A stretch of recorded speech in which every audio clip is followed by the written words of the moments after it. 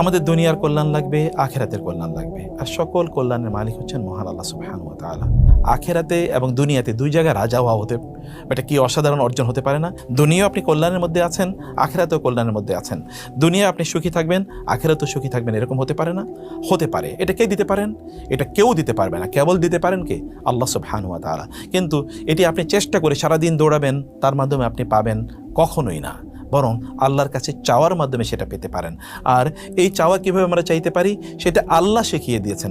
একবার চিন্তা করে দেখুন যে আল্লাহ শিখিয়ে দিয়েছেন এমন একটা দোয়া যে তুমি এটা বলে আমার কাছে চাও, তাইলে আমি তোমাকে দেব। কেমন হতে পারে? এইভাবে চাওয়ার সেই দোয়াটি একটা অসাধারণ দোয়া। আমরা সবাই হয়তোবা বলি, কিন্তু আমরা বুঝে শুনে হয়তোবা বলি না। সেই দোয়াটি আমরা শিখে নেব ইনশাআল্লাহ। চলুন একটু দোয়াটা আমরা শিখি। আল্লাহুম্মা, হে আল্লাহ, রব্বানা, আমাদের রব, আতি না, আমাদেরকে দিন, ফিদ দুনিয়া, দুনিয়া